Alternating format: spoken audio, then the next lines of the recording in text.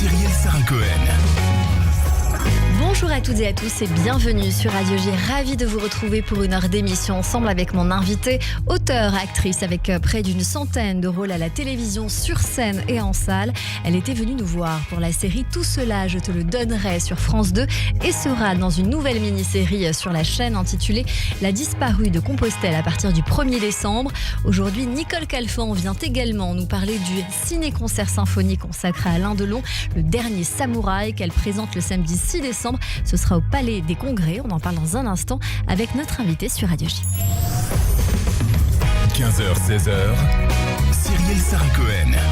Radio J. Bonjour Nicole Calfan. Bonjour chers camarades et amis. Merci beaucoup d'être mon invité une nouvelle fois sur cette antenne. Je suis vraiment ravie de vous recevoir. Je vous le disais il y a une petite seconde juste avant qu'on rentre dans cette émission. C'est toujours un bonheur de vous avoir. Merci beaucoup. Mais moi je suis ravie de revenir ici, j'ai rien oublié. J'ai retrouvé l'adresse, j'ai retrouvé l'ascenseur, j'ai retrouvé les mezuzahs, j'étais très contente. Eh bien écoutez, je suis ravie. On va essayer de faire aussi bien que la première fois. Alors on va pas redire tout ce qu'on s'est dit la dernière fois, mais on va se raviver quelques petits souvenirs avec le début, toujours le début. Nicole Calfan, vous êtes née un 4 mars à Neuilly-sur-Seine. Vous êtes la fille de Henri Théodore Calfan, avocat conseiller fiscal, et de Rosa Finkelstein. Quel genre d'enfance vous diriez que vous avez eu et dans quel cadre vous avez grandi ? J'étais très princesse, moi. On m'appelait un peu la poupée lait du Champ de Mars. J'étais très gâtée. Ma maman ne travaillait pas, donc vous allez comprendre. Elle pouvait s'occuper de moi et de mon frère plus aisément.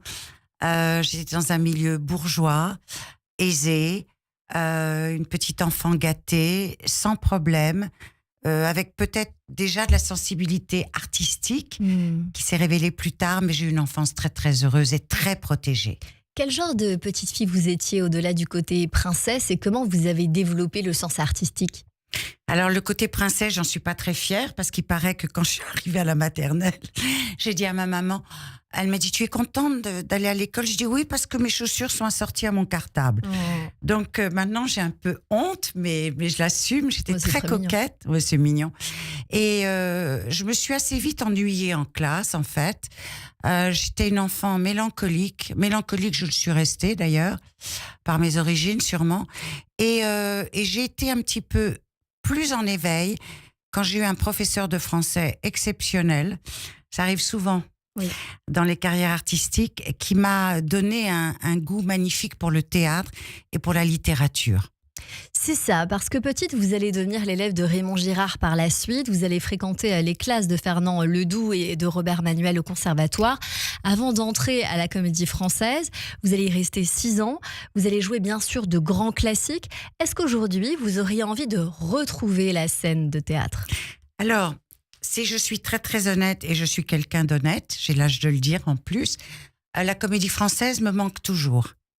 Je regrette beaucoup de l'avoir quitté. Je l'ai quitté par amour pour Jean-Yann qui s'ennuyait terriblement le soir et qu'on avait marre que je sois sur scène tous les soirs, puisque je jouais 7 pièces différentes par semaine, ce qui est ahurissant.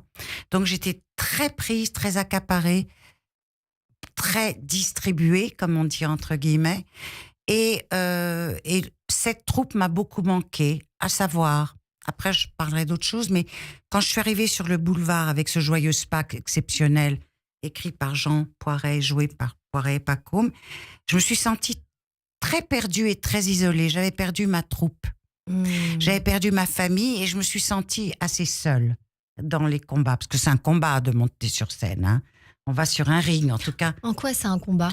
Moi, c'est comme ça que je le vis. C'est pour ça que je veux plus faire de théâtre pour le moment, parce que je trouve ça d'abord crevant. Beaucoup d'acteurs ne le disent pas, mais moi je trouve qu'il faut le dire. J'ai plus 20 ans et ça me tient tellement à cœur d'être sur scène que ça me bouffe un peu ma vie. J'ai peur, je ne respire pas pareil et donc je repousse un peu mes prochains rendez-vous avec le théâtre et je préfère tourner en ce moment. C'est vrai, parce que on se pose souvent cette question-là, qu'importe l'âge, on se dit on a peur de tomber malade, on a peur d'avoir quelconque souci quand on sait qu'on doit honorer une présence au théâtre tous les soirs ou quelques jours par semaine. C'est vrai que le théâtre c'est difficile. Oui, parce qu'on est comme un athlète. et on est à l'écoute de son corps. C'est-à-dire qu'on se réveille le matin, souvent on dit quelques vers ou quelques répliques, on s'éclaircit la gorge, savoir comment on sera en voix, entre guillemets, le soir. On ne peut pas tomber malade. Cela dit, il y a des miracles. On peut avoir 39 de fièvre sur scène et jouer allègrement, et la fièvre tombe quand on est sur scène et vous reprend quand on revient dans sa loge se démaquiller. Mais en ce qui me concerne, c'est un tel engagement émotionnel que, en ce moment, je n'ai pas envie de l'éprouver.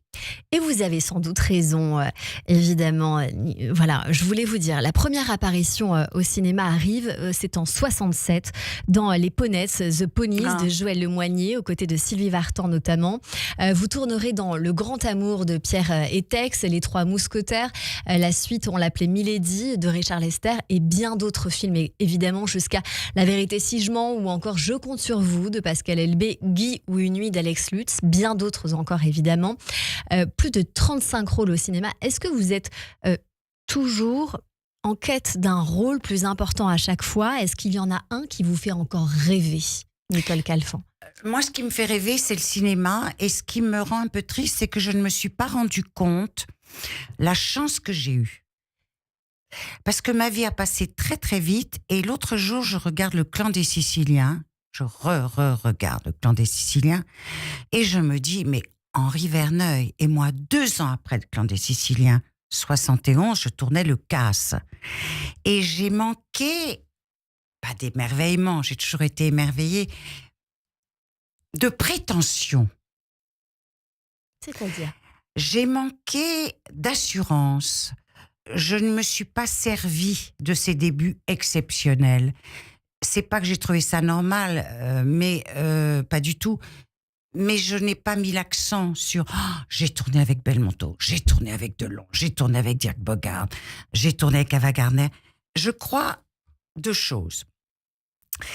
Ma mère me disait toujours, tu es trop bien élevée pour faire ce métier. Elle avait raison. La deuxième chose, c'est que je ne me mets jamais en avant. Et je pense que pour être une vraie comédienne à 150%, il faut se mettre devant et quelquefois marcher sur les pieds des autres. Et ça, je n'ai pas su le faire. Je ne regrette pas. Mais votre question me fait évoquer ça. J'ai eu beaucoup de chance, en fait. Donc, je n'ai pas de regrets à avoir. Et même à la Comédie Française, j'ai eu une chance folle. Et j'ai rencontré des gens magnifiques. Donc, c'est pour ça que je suis bien dans mes bottes aujourd'hui.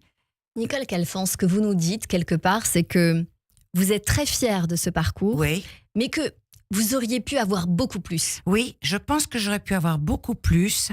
J'étais un peu la petite Sophie Marceau de l'époque. Hein. Et voilà, c'est le mot que je cherchais, l'ambition. J'étais pas ambitieuse. J'ai des amis, maintenant je trouve que la gentillesse est une force, mais j'ai des amis qui me disent tu es tellement gentille. Je pense que ça peut être un handicap dans ce métier. Mais en même temps, quand un Alex Lutz me dit Nicole, quand tu quittes le plateau, les techniciens pleurent, je trouve ça magnifique. Mais je le crois volontiers, Nicole Calfan. Donc, je suis un mélange. En fait, j'ai eu beaucoup de chance. Est-ce qu'il y a un rôle qui vous ferait rêver? Ou qui vous aurait fait rêver? Oh, il y en a plein. Mon regret au théâtre, c'est Roxane dans Cyrano de Bergerac. La Reine de Ruy Blas, magnifique. Et au cinéma, j'aimerais terminer avec Comme une signorée dans Chat avec Gabin, quoi. Vous voyez? C'est-à-dire maintenant, bon, on m'a fait des compliments tout à l'heure. On va y revenir sur la série qui sort. Mais je suis pas du tout sur mon image. J'aime bien être bien éclairée, attention. Comme toute actrice. Comme toute actrice. Mais ce n'est pas obsessionnel.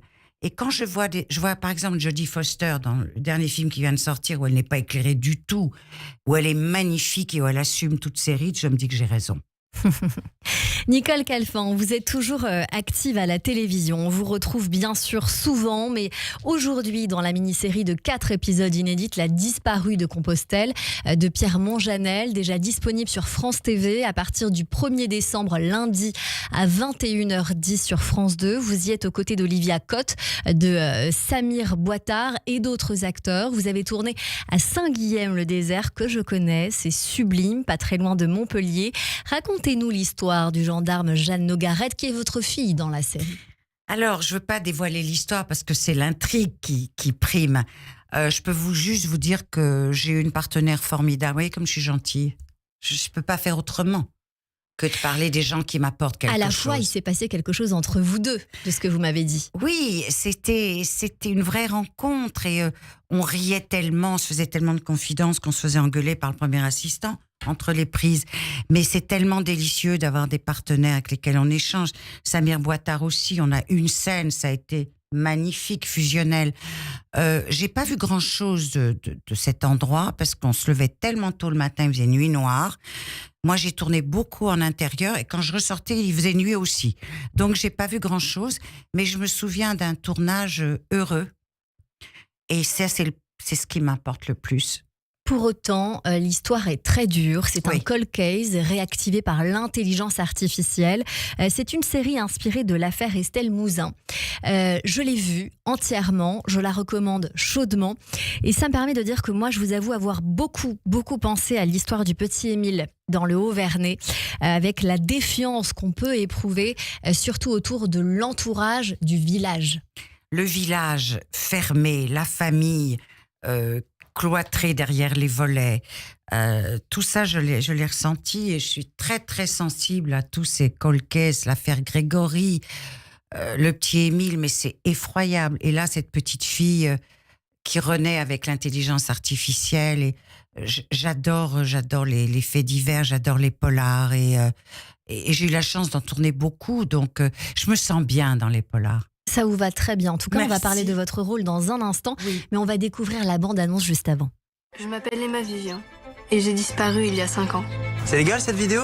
Regarde, c'est Emma. Ils ont trafiqué son image. Personne n'a jamais su ce qu'il m'est arrivé. C'est troublant, mais c'est pas la réalité, ça. Combien de temps t'as travaillé sur la disparition d'Emma? On a tout fait. On n'a rien négligé. On s'était disputés. Il y a forcément un moyen de remonter jusqu'à l'auteur de cette saloperie. Tu m'as promis que tu me sortirais de cet enfer. Tout le monde sait ce que vous faites. Les contenus ont été générés par des intelligences artificielles. J'ai listé toutes les sources. C'est l'adresse de l'ordinateur de la mairie de Saint-Guilhem. Celui qui a fait disparaître Emma serait quelqu'un de chez nous. Voilà, la bande-annonce est incroyable. Ouais. La série est vraiment super, Nicole Calfan. Je vous dis tel que je le pense, vous le savez. Est-ce que l'intelligence artificielle, elle vous fait peur à vous? Alors, moi, elle me fait très, très peur. J'ai énormément d'amis qui travaillent avec, vous voyez, je sais même pas le dire, sur le portable, là. ChatGPT, Voilà. entre autres. Entre autres. Alors, une rupture. Je vais voir mon avocat, qu'est-ce que je lui dis? Je peux plus payer mon loyer, comment je fais? Non, moi, je veux pas me laisser envahir par tout ça, mais je me rends compte que c'est très, très, très utile. Maintenant, l'intelligence artificielle, bien sûr, ça fait peur. Ça fait tellement peur aux acteurs aux États-Unis qui sont manifestés avant tout le monde. Et ça veut dire qu'on est remplaçable. Et évidemment, il y a des acteurs, je crois, aux États-Unis. Je crois qu'il y a un film, alors je ne veux pas dire de bêtises, où il y a déjà une actrice qui a été générée par l'intelligence artificielle. C'est très angoissant. Après, il y a d'autres manières où l'intelligence artificielle est beaucoup plus positive.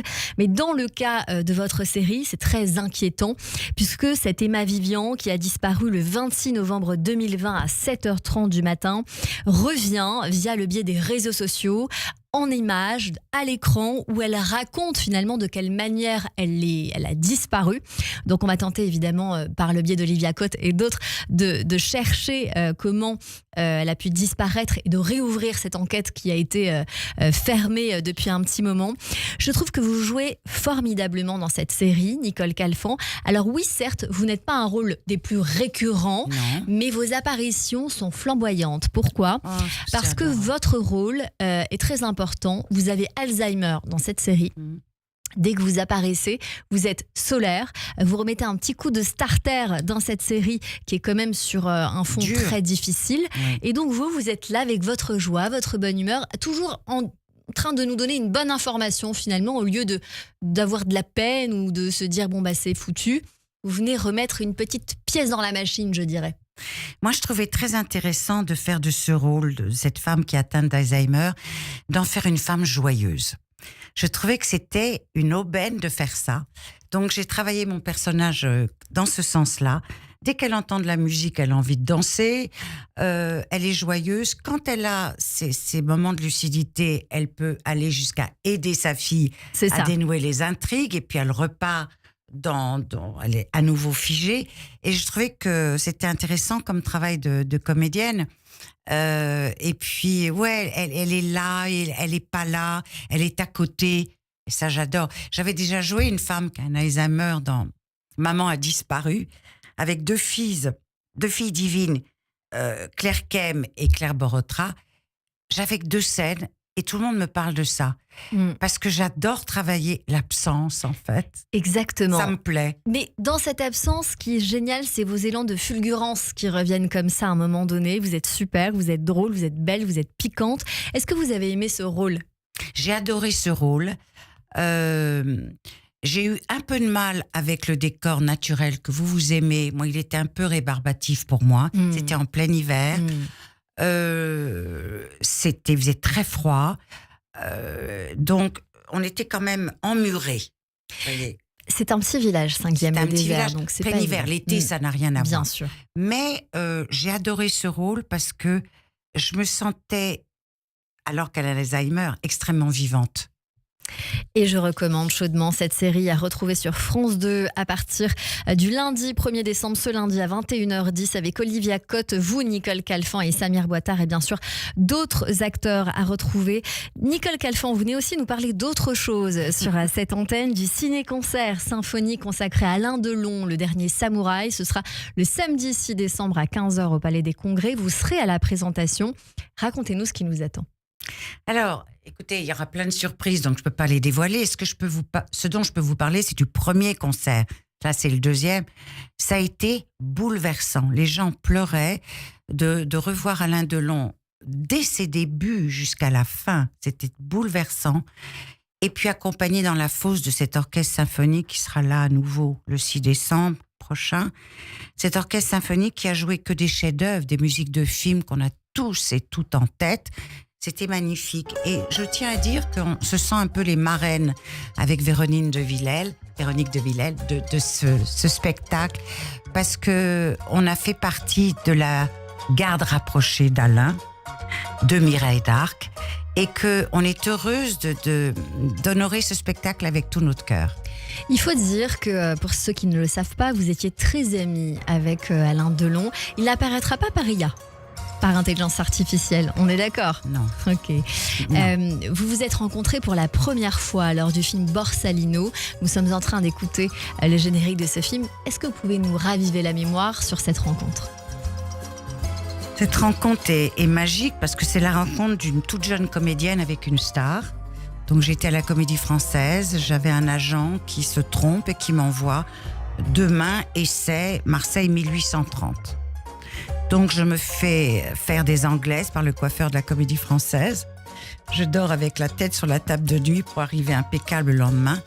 Et là, je retrouve Jacques Deray, Delon, Belmondo sur leur fauteuil, vous savez, marqué.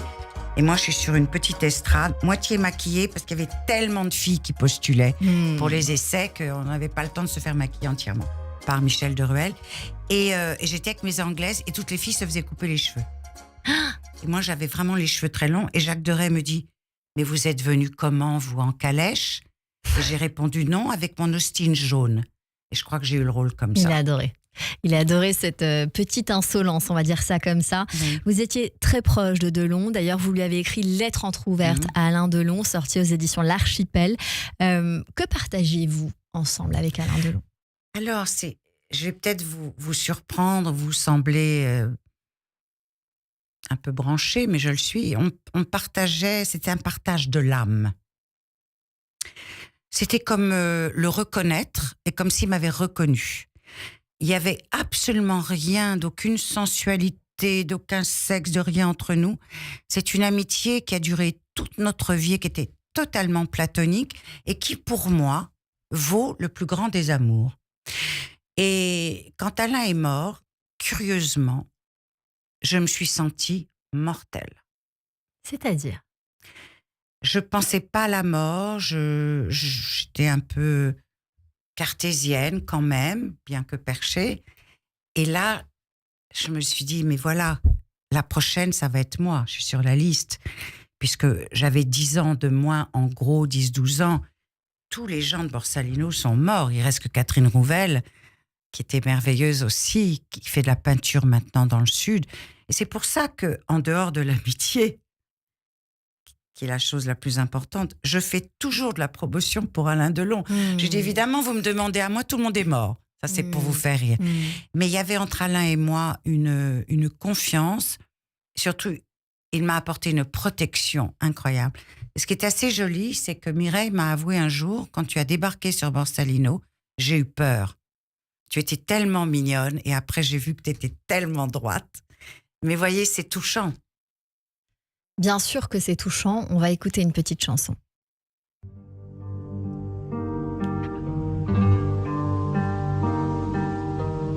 C'est le thème de la piscine. Cet événement sera en présence de nombreux invités qui vont rencontrer et raconter des anecdotes sur l'acteur. Est-ce que vous avez une anecdote à nous raconter sur cette antenne avec Alain Delon ? Et moi, j'ai trop d'anecdotes. Une principale. Quand on vous parle. Une principale. En dehors du cinéma, donc encore plus importante pour moi, j'ai écrit ce livre sur lui, Lettre entrouverte Alain Delon. Je fais le service de presse, le premier bien sûr, je lui signe, je l'appelle. J'ai Alain, le livre est sorti, il est à toi. Il me dit, tu fais quoi cet après-midi ? Je dis, je vais avenue Montaigne. Tu vas chez Dior ? Mais non, pas du tout, je vais chez mon dentiste. À quelle heure ? Je dis 16h. Ben, je peux pas, je suis en train de tourner un clip. Je sors et je vois une main comme ça, à la portière. Alors, mon livre. Oh. Et ça, c'est absolument magnifique. Il est sorti de la voiture, il m'a pris dans ses bras, je lui ai donné son livre. Et il m'a dit, cache-moi, il y a trop de Japonais ici. Écoutez, la manière dont vous en parlez, on sent toute votre affection que vous lui portez encore. Sur scène, il y aura un orchestre de 80 musiciens qui va jouer pendant plus de 2 heures. Vous l'avez dit, les grandes musiques des 20 plus grands films du célèbre acteur, avec diffusion d'images sur un écran en cinémascope. Quel est votre film préféré avec Alain Delon ? Alors, son film préféré, je le prends aussi. C'était son film préféré, personne ne le sait. C'est Le Professeur de Zurlini. C'est un film italien. J'avais espéré jouer le rôle à un moment donné, mais ils ont choisi Sonia Petrovna, je crois. Et il m'a dit, tu sais mon amour, mon film préféré, c'est Le Professeur. Alors, j'ai dit, ce sera le mien aussi. Oh, c'est trop beau. Merci beaucoup de nous raconter tout cela. Nicole Calfan, vous restez avec nous. On continue cette émission avec vous pour parler de ce ciné-concert symphonique venu nous voir aujourd'hui.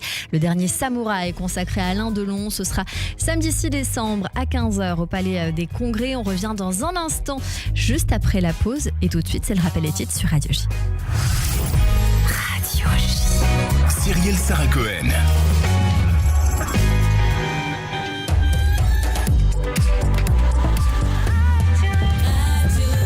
– 15h30 sur Radio J. Bonjour et bienvenue. Tout de suite, le rappel des titres avec Nina Alouche.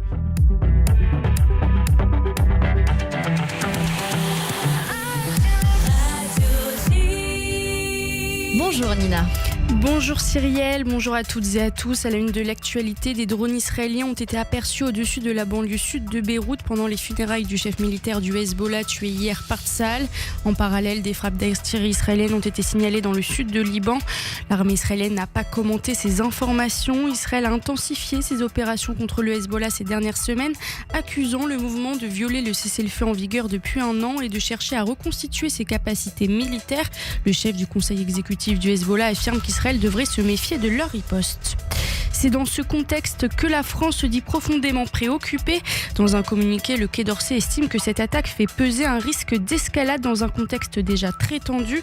Paris appelle toutes les parties à faire preuve de retenue et réaffirme son attachement au respect de la souveraineté et de l'intégrité territoriale du Liban. Al Jazeera rapporte que le corps d'un otage détenu par le djihad islamique palestinien a été retrouvé au nord de la bande de Gaza. Le djihad islamique et le Hamas n'ont pas encore indiqué quand le corps sera remis à Israël. 3 otages tués sont toujours détenus dans la bande de Gaza, 2 Israéliens, Dror et le sergent-chef Ran Gvili, ainsi qu'un ressortissant thaïlandais, Sudisa Krintalak. Israël n'a pas commenté ces informations. Un professeur d'histoire de l'université Lyon 2, Julien Théry, a publié une liste, je cite, de génocidaires à boycotter. Cette liste correspond exactement aux signataires d'une tribune demandant à Emmanuel Macron de ne pas reconnaître un État palestinien sans condition. Parmi eux, Yvan Attal, Charlotte Gainsbourg, Arthur Essebach, Bernard-Henri Lévy ou Jonathan Arfi. L'université Lyon 2 a annoncé qu'elle prendra rapidement les mesures nécessaires. Merci beaucoup Nina Alouche, on vous retrouve à 16h pour le journal complet. Tout de suite une très courte pause et c'est la suite de notre émission avec Nicole Calfan et mes chroniqueurs sur Radio J. Radio J, le 6-9, Rudy Saada. Bonjour, c'est David Revaudalon. Retrouvez-moi tous les jours du lundi au jeudi à 7h45 pour l'interview politique de Radio J. France, gouvernement, assemblée, campagne électorale, Israël, international. Chaque matin, un invité politique pour comprendre les grands enjeux contemporains à 7h45 dans le 6-9 de Rudy Saada, uniquement sur Radio J. Radio J. Venez célébrer Shavuot dans la nuit du 25 au 26 mai à partir de 18h30 dans les synagogues parisiennes de Judaïsme en Mouvement, Beaugrenelle, Copernic et Pelleport. Rabbins, journalistes, philosophes, scientifiques et écrivains vous attendent pour célébrer le don de la Torah. Le thème, la transmission de génération en génération, avec Delphine Orviller, Caroline Eliachev, Gérard Haddad, François Racheline et Marc-Alain Waknin. Programme et réservation sur judaïsmeenmouvement.org. judaïsmeenmouvement.org. 15h-16h, Cyrielle Sarah-Cohen. 15h33 sur l'antenne de Radio J. Merci de passer votre après-midi avec nous jusqu'à 16h avec mon invité aujourd'hui Nicole Calfan pour le ciné-concert symphonique. Le dernier Samouraï consacré à Alain Delon. Ce sera le samedi 6 décembre à 15h au Palais des Congrès. Et également la mini-série sur France 2 intitulée La disparue de Compostelle à partir de lundi prochain. Tout de suite, on va vous parler musique, Nicole. Radio J. Bonjour Fabien Martin. Bonjour Nicole Calfan, très heureux de vous rencontrer, de rencontrer la femme que vous êtes, la comédienne bien sûr, mais aussi la chanteuse. Oh. Et oui, si, vous avez sorti un 45 tours. Oui, j'en ai vendu 3. C'est déjà pas mal, beaucoup plus que certains aujourd'hui. C'était en 1982 chez Carrère et ça s'appelait Impatience. Et moi, me voilà donc impatient de vous faire plaisir et je vais essayer de le faire en musique avec 2 artistes que j'aime énormément. Une femme, tout d'abord une chanteuse un peu à votre image, à la fois forte personnalité et très sensible, avec l'intuition et l'intelligence qui s'en mêlent, qui s'entremêlent, vous savez, un peu comme les fils de nos écouteurs, de nos iPhones. Et pour parler de Robbie, puisqu'il s'agit de Robbie, il faut remonter 12 ans en arrière, en 2013, l'année du mariage pour tous, l'année où le Bitcoin ne valait que $1000 et où Robbie sortait ce titre marquant « On ne meurt plus d'amour ». On ne meurt plus d'amour.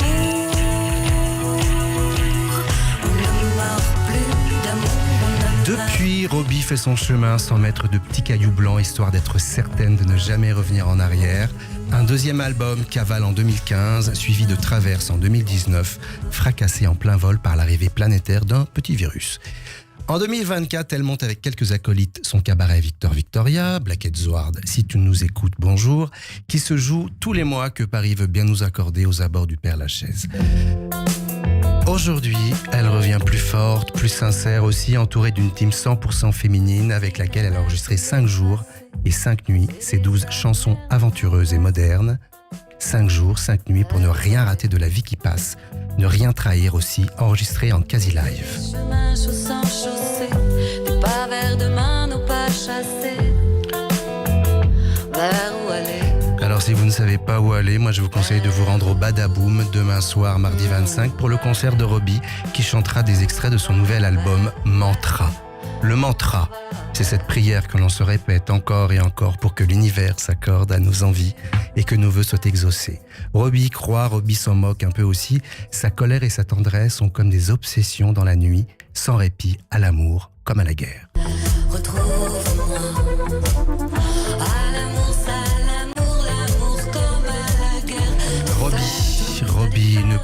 donc un chat qui réfléchit comme elle danse, sans miroir devant et le drapeau qu'elle porte, c'est celui de l'amour.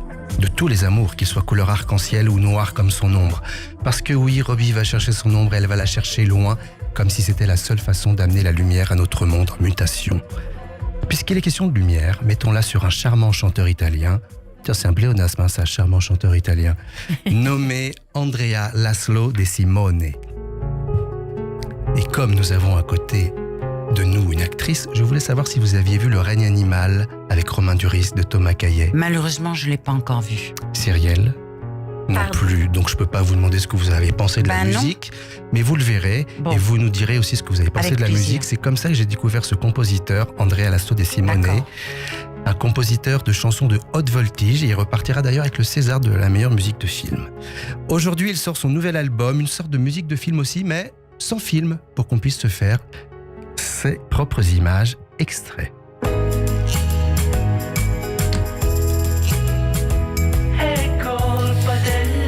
parlais de l'ombre de Robbie tout à l'heure. Laszlo nous dévoile également la sienne puisqu'elle porte le titre de son nouvel album, Una longhissima ombra, une très longue ombre. Et oui, c'est tout de suite beaucoup moins joli en français, hein.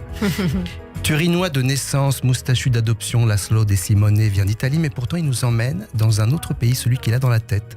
Et on le reconnaît immédiatement sans même l'avoir jamais visité. Il fabrique ses disques quasiment tout seul, comme un grand garçon, et je peux vous dire que quand Andrea joue, le silence se tient au garde à vous. Ho perso il cuore di il mio amore vero. L'ho perso ed ora non so più chi sono. Un momento migliore, un meilleur moment. Oui, j'ai fait italien LV5. Quant à Laszlo De Simone, lui, c'est sûr, il n'a pas fait d'école de commerce, zéro marketing, quasiment pas d'interview. Je peux vous dire qu'on n'est pas du tout chez Poltron et Sofa. Et pourtant, il est en train de devenir une star presque malgré lui. Lui qui refuse quasiment de faire des concerts, il préfère rester auprès de sa famille en plus, hein, et c'est un homme merveilleux. Pour finir, Nicole, Cyrielle, je voulais savoir, est-ce que vous aimez les bijoux ? Bien sûr que si. Oui, bien sûr que si. Nicole, un petit peu les bijoux, vous aimez ça ? Bien sûr que si. Bon, alors voilà, j'en ai un dernier pour vous. Envoyez la musique.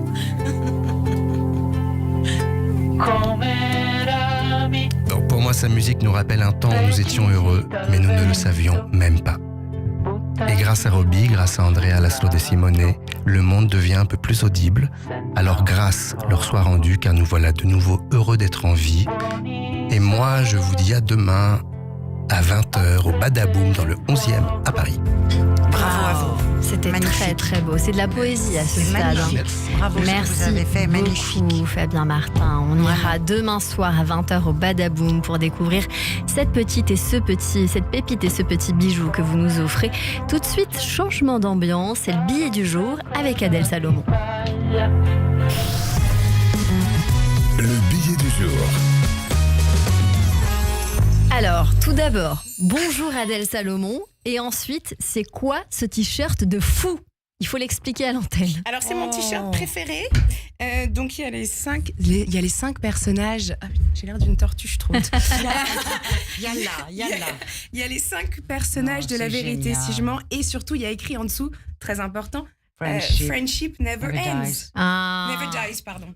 Mais vous savez que quand on est lié par un succès comme ça, on s'adore toute sa vie. Toute notre vie, on s'aimera entre nous. Quand on fait un bide, on l'oublie vite.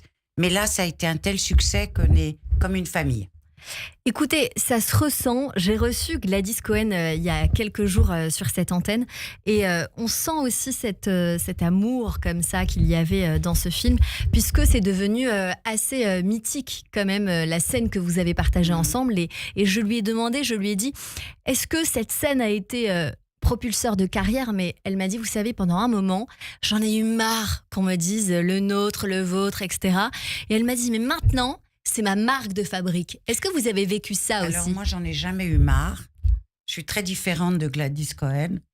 Je trouve ça magnifique qu'on m'arrête encore maintenant dans la rue en me disant le nôtre, le vôtre. Et je suis restée, ce que je vous disais tout à l'heure, tellement liée avec toute cette bande, avec les garçons, avec toutes les filles, je ne vais pas toutes les nommer, mais vous les connaissez. Et on est vraiment... ça peut sembler un peu bêta, ce que je dis, mais ça ne l'est pas. on est une famille.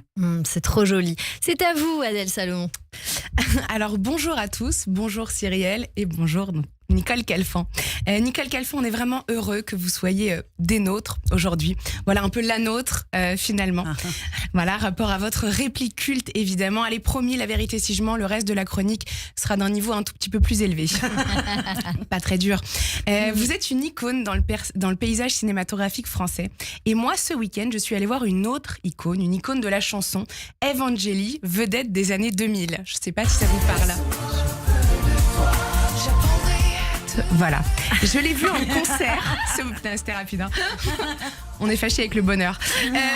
Et oui, les Français vous suivent depuis des années. Moi, mes amis me suivent, enfin me supportent depuis plus de 30 ans. J'ai réussi ce week-end à motiver 4 adultes, trentenaires et consentants, à faire 11 heures de voiture en 2 jours pour aller voir une star des années 2000 sous moins 15 degrés dans une salle des fêtes d'un village de 500 âmes.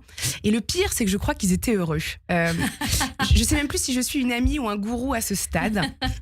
Et je me suis rendu compte à quel point c'était important d'avoir des amis aussi fous et avec le même syndrome de Peter Pan que moi.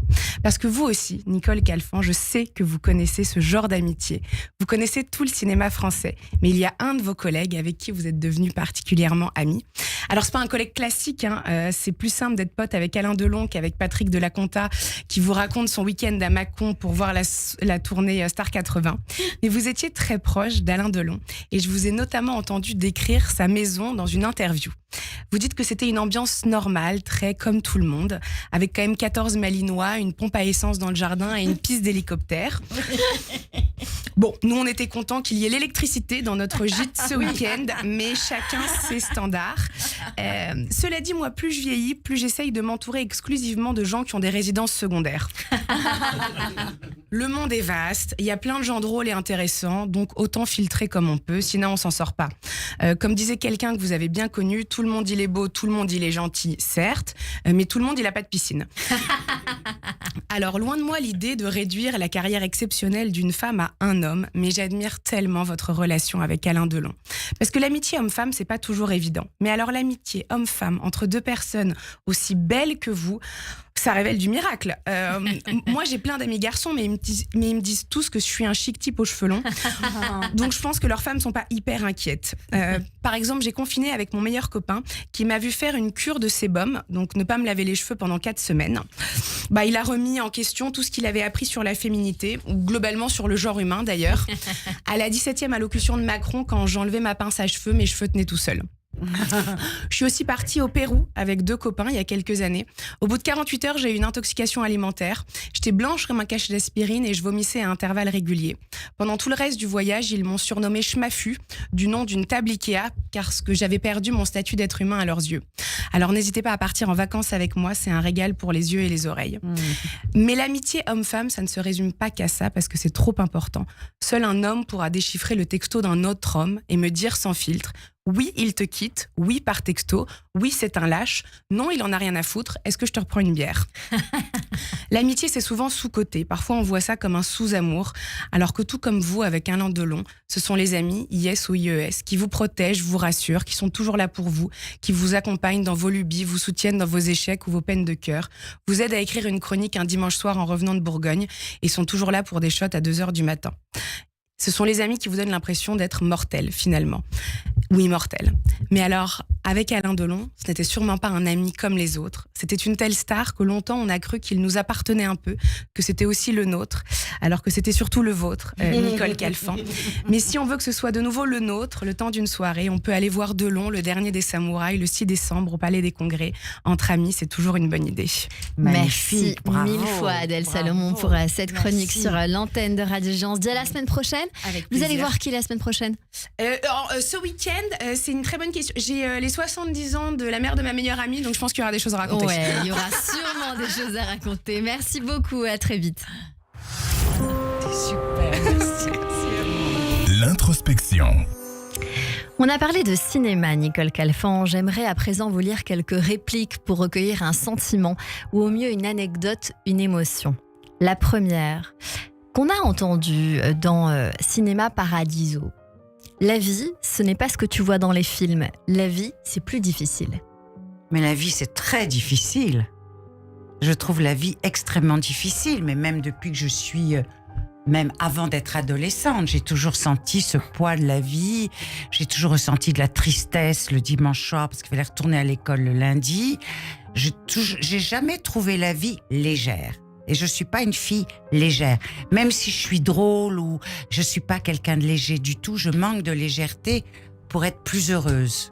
Alors, comment vous mettez cette légèreté dans votre vie qu'on a la sensation que vous avez, Nicole Calfan? Oui, tout le monde me dit ça, c'est un sacré compliment. Quelquefois, je dis à mes enfants, vous me trouvez pas un peu dépressive? Mais Mamoun, mais pas du tout, t'es tellement drôle.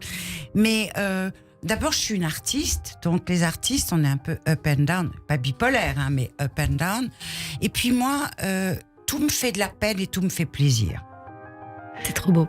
Donc, je vis avec ça depuis toujours et c'est pas simple. Donc, quelque chose qui peut vous sembler vraiment sans intérêt anecdotique, moi, peut me ruiner une journée. Et vous m'offrez un bonbon dans la rue, c'est comme si c'était un diamant de chez Cartier. Donc, je vis comme ça. Joyeux, je crois que vous avez raison, ou quand je suis triste, je le garde pour moi. Vous pensez que c'est ça que Delon aimait chez vous aussi? Alors, Alain m'a dit un jour, tu es tellement delonienne. Pour répondre à votre question, je pense.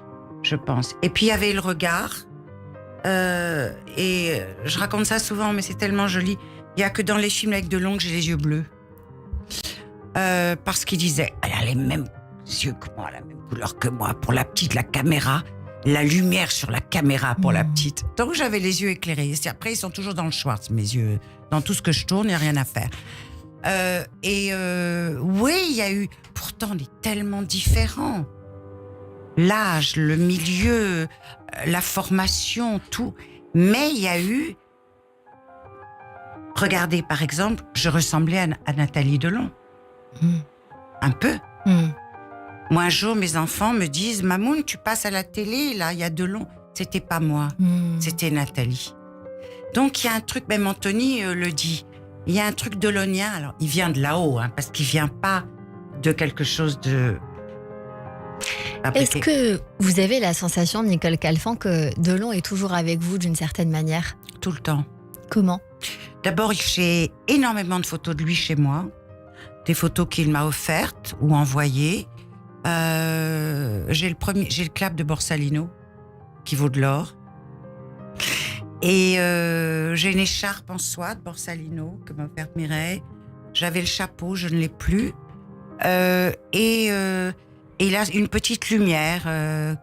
Donc, je lui dis bonsoir et bonne nuit quand j'éteins la lampe. Oui, il est très, très proche. Une autre question, Nicole Calfan. Ce n'est pas d'être un bon cogneur qui compte. L'important, c'est de se faire cogner et d'aller quand même de l'avant. C'est d'encaisser sans jamais flancher. Est-ce que cette phrase vous parle? Elle est d'où, cette phrase? De Rocky Balboa. Ah, intéressant. Vous connaissez des gens qui flanchent jamais? Moi, j'en connais pas. Non, il faut savoir flancher et puis se relever. Et se dire, là, j'ai flanché. Tant pis, c'est moi. Aussi. À ceux qui t'ont pris ton passé, ne leur laisse pas te prendre ton avenir. J'ai rien compris. Les personnes qui t'ont pris ton passé, ne leur laisse pas te prendre ton avenir. Alors écoutez, moi je crois qu'on peut pas me prendre grand-chose. Déjà. Parce que avec la maturité, vous voyez, je dis jamais en vieillissant parce que c'est nul. C'est plus joli de dire avec la maturité. J'étais extrêmement intuitive. Mais je suis devenue tellement intuitive, je ressens tout. Et je sens quand une personne n'est pas bonne pour moi. Je sens quand il faut que je freine. Peut-être parce que vous m'avez fait un grand compliment en me disant que j'étais solaire, mais j'en ai conscience maintenant. Et que je peux aider, que je peux faire sourire un plateau entier alors qu'ils sont dans les affres de la création et que rien ne va. Mais on ne peut pas me prendre mon avenir. Vous êtes merveilleuse, Nicole Calfan. On va tout de suite passer à la suite de cette émission. Je vais vous dire ce qu'on va faire, mais j'aimerais savoir par quelle chanson vous voulez finir cette émission. Une chanson de Jean-Yann. Laquelle? Si t'avais pas été ma blonde, là, je sais plus le titre exact.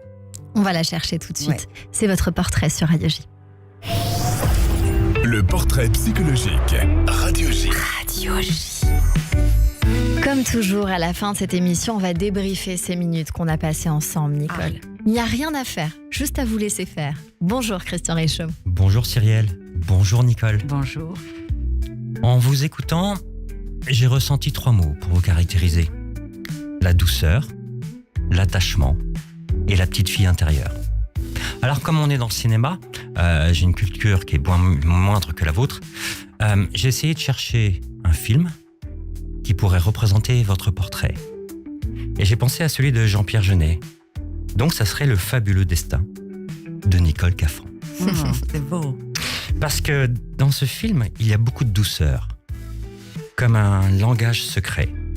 Vous êtes une femme douce qui adoucissait la vie. Une femme qui ne force pas, qui n'écrase pas, qui n'impose pas. Ce côté solaire, mais une femme qui observe, qui ressent les choses, qui prend soin, qui est dans le silence, dans l'humour ou dans la délicatesse. Et puis la douceur, c'est un acte de puissance calme. C'est une façon aussi qui apaise et qui enveloppe. Il y a aussi cet enfant intérieur que je vois en vous. Alors cette enfance qui est avec un papa avocat fiscaliste, une mère à la maison, qui fait que j'ai été gâté. J'ai été une princesse et je le suis toujours. Cette princesse dans un milieu bourgeois qui dès le départ était très coquette, à la fois très joyeuse et très mélancolique. Alors ce foyer classique, ce qu'on ressent, c'est qu'on a besoin de sécurité. Et en fait, le monde artistique et la littérature vous donnent cette sécurité. C'est pour ça, je pense que vous êtes allé dans cette direction. La direction de chercher un ensemble plus sécure. Alors, dans le monde artistique, il y a ce besoin de reconnaissance, ce besoin d'être en sécurité. Et puis on est devenu vite une vedette. Une jeune femme que tout le monde a adorée, une femme fatale, une mère, une belle-mère, et avec des rôles jusqu'à aujourd'hui. Et vous êtes une femme qui conserve les choses, qui fait en sorte que je garde les choses qui me donnent de cette sécurité, qui font que je profile ce côté attachant. Alors j'imagine que peut-être que chez vous, il y a plein d'objets, comme vous nous l'avez dit par rapport à Delon, et qu'il y a peut-être une peluche sur un lit qui va vous dire tout simplement « j'ai besoin de cette sécurité ». Parce que c'est garder près de vous cette petite fille et lui parler. Vous êtes une femme qui parle à la petite fille qui est en vous et qui s'auto-sécurise. Alors vous êtes aussi dans la discrétion lumineuse parce que vous nous avez dit que vous aimez être éclairé, mais vous laissez venir la lumière. Vous avez envie d'aller au théâtre, mais vous suivez vos envies. Et puis, vous ne vous mettez jamais en avant, parce qu'en fait, vous ne savez pas marcher sur les pieds des autres. Mais ça, c'est le côté positif d'une princesse, c'est qu'on ne marche pas sur les pieds des autres. Alors, il y a de la poésie dans tout ce que vous nous dites. De la poésie, parce que vous avez de la poésie comme rapport au temps. Avec ce temps qui circule, avec ce fil narratif, et puis, même si la vie n'est pas facile, et que des fois on vous fait de la peine, ou que vous nous faites beaucoup plaisir. Alors cet attachement, on le voit. On le voit parce que tout ce qui réunit tout ce dont je viens de dire, c'est ce côté très attachant. Et vous nous avez même dit que Alain Delon vous a apporté une protection. Et avec cet amour platonique, mais intègre. Alors pour résumer un petit peu ce que l'on a vu aujourd'hui de vous sur Radio J, je vais utiliser le symbole du samouraï. Le samouraï, c'est la maîtrise de soi. Parce que vous êtes une femme qui régule ses émotions, même si vous êtes joyeuse et triste. Il y a l'honneur. Parce que vous ne trahissez pas vos codes, vous ne trahissez pas vos amis. Il y a dans le samouraï une sorte de solitude choisie. Parce qu'on a besoin de retrait pour calquer ses émotions. Et puis il y a une notion de contrôle aussi. Parce qu'il y a des rituels, il y a de la tenue. Et il y a un monde fragile intérieur par rapport au chaos extérieur. Et puis il y a de la loyauté envers vos amis et envers Alain. Alors pour conclure, je dirais que on dit souvent qu'Alain Delon a la beauté du détachement. Et je pourrais dire qu'avec vous, Nicole, vous avez la beauté de l'attachement. Oh, c'est beau. Et on peut dire aussi que le cinéma a Delon, la douceur à Nicole, et la vie gagne à vous regarder tous les deux. Voilà, c'était vraiment très très beau. Je dors avec 4 peluches. C'est tout ce que je dirais. J'ai vu votre visage, Nicole Calfan, lever les yeux en disant mais comment sait-il? Qui lui a dit? Pas depuis très longtemps, depuis 10 ans. Ah, Ça doit dire quelque chose, mais je crois qu'on l'a évoqué. c'est de l'attachement. Merci beaucoup, La petite fille qui Christian tombe. Richaud. Petite fille, ouais. Notre psychanalyste que l'on retrouve Bravo, tous les hein. lundis et tous les Magnifique, jeudis sur très Radio J. touchant. À jeudi. Je me suis retrouvée. Radio J. Cyrielle Sarah Cohen.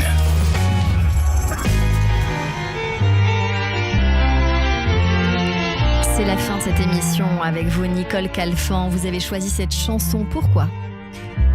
Alors, j'aurais adoré qu'il l'écrive pour moi. Mais il l'a pas écrite pour Si moi. tu t'en irais. Mais c'est tellement beau, les paroles.